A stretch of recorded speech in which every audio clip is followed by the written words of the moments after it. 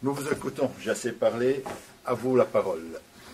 Je voudrais juste savoir, en termes de compétition, comment ça va se passer, vu qu'on a quand même une tranche d'âge entre 16 et 19, savoir finalement dans quel championnat Marc. Le groupe élite sera focalisé sur le championnat équipe réserve. Maintenant, vous pouvez savoir que l'année prochaine, au niveau noyau équipe première, sera réduite aussi de 20-21 joueurs. C'est bien ça. Donc, ça veut dire qu'il y aura moins de joueurs aussi qui descendront en équipe réserve. Et ça donnera plus de temps de jeu aussi à ces joueurs qui seront dans ce groupe élite. Et parallèlement, l'année prochaine, il y aura peut-être aussi ce championnat U21. Donc, ils auront quand même toujours beaucoup de temps de jeu pour s'aguerrir. Et quand vous dites un championnat parallèle, c'est un autre championnat que la réserve. Oui, donc, comme disait M. White, lundi,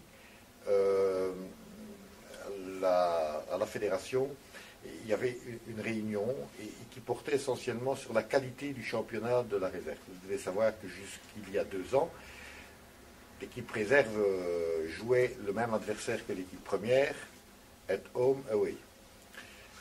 Pour des raisons budgétaires, les clubs ont souhaité, parce que c'est vrai que notre équipe réserve devait aussi aller à Virton, à Blé ou à Verviers, l'ensemble des clubs, pour des raisons budgétaires, ont souhaité un championnat plus régional, avec les promotions. Ce qui veut dire que le championnat de réserve, c'était la première saison, sans critiquer les adversaires, Tempo Vereis, Wolvertem ou autre équipe. Pour votre info, notre équipe réserve est d'ailleurs championne. Le championnat n'est pas terminé, mais elle termine première. Les adversaires n'étaient pas d'un très haut niveau, qui plus est, il y avait des joueurs de l'équipe première qui descendaient. Malheureusement, ça a été décidé à l'unanimité il y a 1 an, et ça pose donc, disons, certains problèmes de qualité. Donc, pour éventuellement compenser, il y a une proposition de la Ligue Division 3, donc c'est pour ça qu'on ne va pas s'étendre, parce que l'année prochaine, nous ne serons peut-être plus en Division 3, c'est du moins notre vœu le plus cher. Si nous devions encore être en Division 3, il y a un projet qui consisterait, on va d'abord demander l'accord de tous les clubs, à jouer en semaine un championnat, n'appelons peut-être pas un championnat, une coupe, ou peu importe le nom, une succession de matchs amicaux avec un classement, peu importe, mais qui regrouperait des U21, qui auraient lieu avec des séries de 8 équipes, ce qui veut dire 14 matchs, 7 à la maison, 7 dehors, qui se joueraient de septembre à avril, 2 mercredis par mois, et avec 11 Belges, c'est-à-dire, aujourd'hui on parle de quota, donc 11 Belges, ça veut dire 11 joueurs sélectionnables en équipe nationale belge. Hein. Ça veut bien dire ce que ça veut dire. Donc ce sont des joueurs qui ont une nationalité belge, et 2 tests, et 2 essais. Ça, c'est une proposition. Nous allons maintenant la recevoir de la fédération officiellement, avec peut-être un peu plus de détails. Les clubs vont devoir se prononcer, est-ce que ça les intéresse, oui ou non. Et en fonction du nombre de réponses sur les 2 divisions 3, ça fait quand même 36 clubs, ben, ce championnat verra, ce trophée, cette compétition verra le jour, mais elle ne viendra pas remplacer le championnat de réserve. Le championnat de réserve reste un championnat officiel, et donc le groupe élite de M. White aura peut-être l'occasion de jouer 2 fois par semaine. Voilà. Mais là, ce n'est qu'un projet. Attendons que la fédération se prononce un peu plus avant. Merci. Autre question? On peut avoir des détails sur le contrat qui liera vos joueurs avec le club? Pour le groupe élite, oui. Comme je disais en entrée de discussion, c'est que au moment que ce soit la cellule scouting, M. Wurtz, qu'on a examiné, qu'on a vu qu'un joueur est susceptible de devenir un élément à part entière, on passe à la phase financière. Et donc là, c'est une discussion entre le jeune, les parents et moi-même. Et donc là, nous verrons le type de contrat et quelle serait la proposition financière qu'on fera aux jeunes à ce moment-là. Je ne peux pas le dire maintenant, ce sera cas par cas. Et voilà. Bon, si on le met sous contrat, c'est que j'ai les garanties que ce joueur progresse comme nous l'avons décidé. Donc je prends des garanties pour le club, je le mets sous contrat. C'est le seul moyen pour que je préserve le joueur et les intérêts du club. Mais vous dire quel type de contrat, sur quelle durée et les montants, pas à ce moment-ci. Vous avez laissé la liste des joueurs qui sont passés par... Grosso modo, hein, ouais, qu'est-ce qui a manqué à l'Union pour les conserver? ce que nous sommes en train de créer aujourd'hui.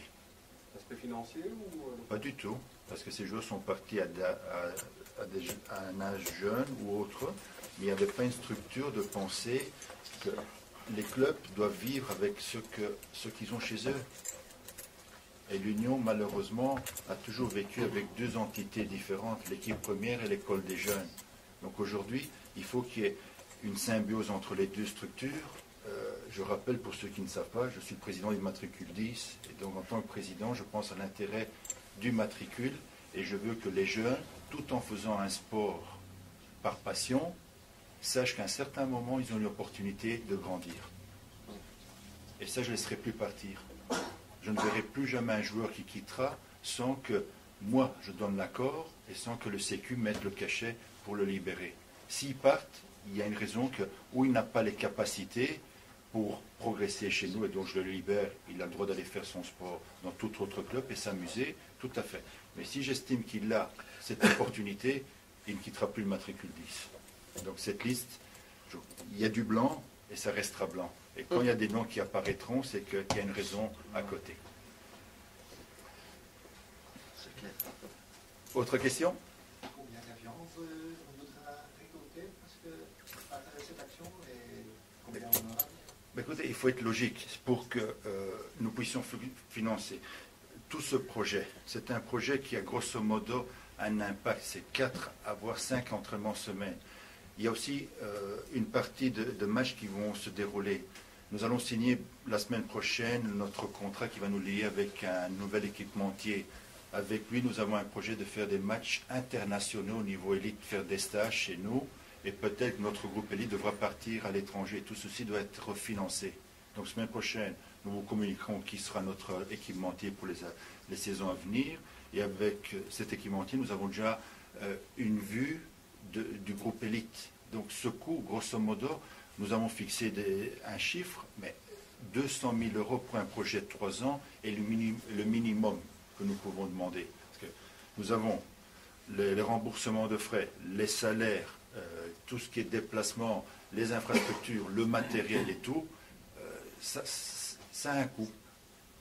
Donc, entre l'augmentation de capital qui se conclura dans quelques semaines et l'approche des sociétés, il ne faut pas se cacher, il faut compter minimum entre 50 et 60 000 € par saison, que je ne peux pas enlever du budget de l'équipe première.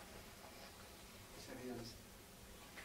Tout est réaliste si le projet est un vrai projet. Je crois que les personnes que vous avez autour de la table y croient à ce projet. Il n'y a pas que moi. Hein.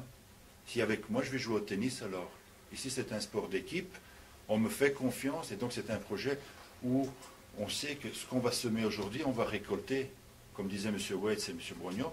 Peut-être demain, on a déjà un élément susceptible de... J'y crois pas. Quand je dis demain, c'est peut-être dans un an. C'est déjà pas mal. Donc, il faut se battre. Moi, je ne veux plus une équipe première que toutes les années, hop, on change, on va prendre. Non. Je veux qu'on change certains éléments, mais il faut travailler avec ce qu'on a chez nous.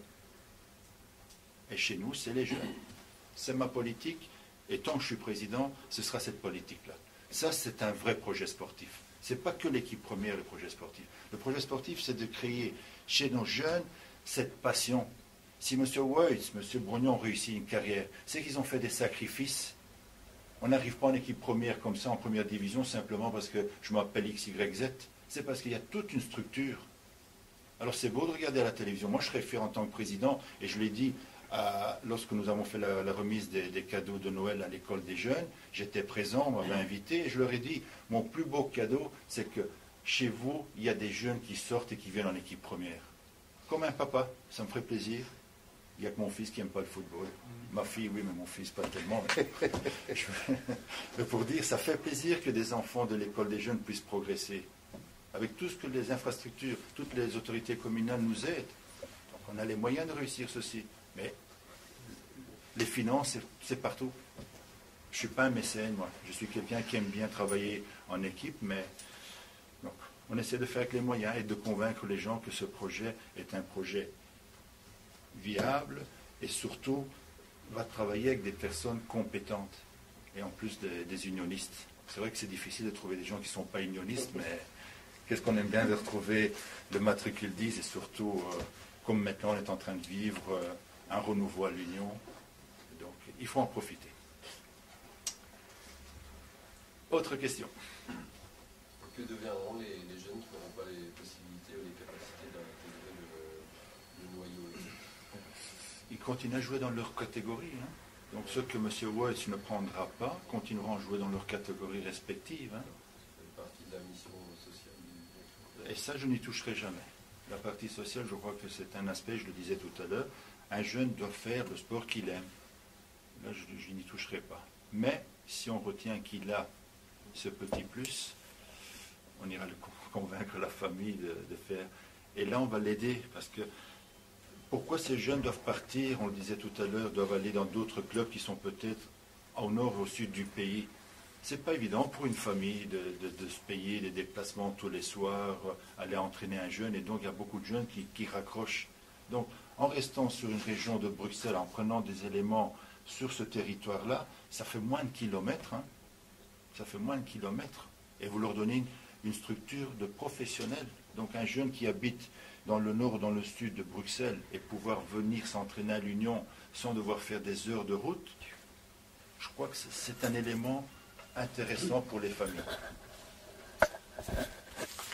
Monsieur Walsh, je vous en prie. Si un garçon se trouve dans le groupe élite, et pour une raison ou une autre, c'est peut-être pour des raisons de cours ou des raisons de disponibilité, et qu'on a fait une évaluation et qu'on estime que c'est difficile pour le garçon, dans un premier temps, quand même d'arriver en équipe première, il sera toujours suivi.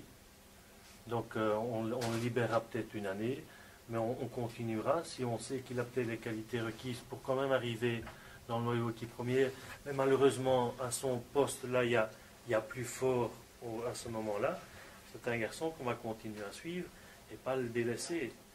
Maintenant, les garçons, pour d'autres raisons, c'est sûr que ceux-là, si on a estimé que au niveau talent, ils ne rentreront pas en équipe première, ils seront libérés.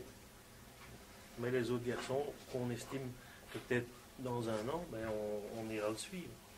Les garçons qui ont peut-être déjà 19, 20 ans, donc on les libérera.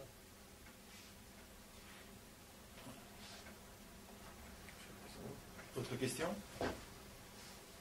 Avant de vous inviter à aller au verre de l'amitié, les sandwichs, ça fait toujours du bien. Donc je voudrais vous remercier et j'aimerais bien que vous puissiez répercuter ce message très important de notre part. Et je remercie toutes les personnes qui contribuent à ce projet, des autorités communales aux autorités sportives et tout ce qui s'ensuit. Et je vous donne rendez-vous dimanche 8 mai pour la grande fête de l'Union Saint-Gilloise. Merci à vous tous.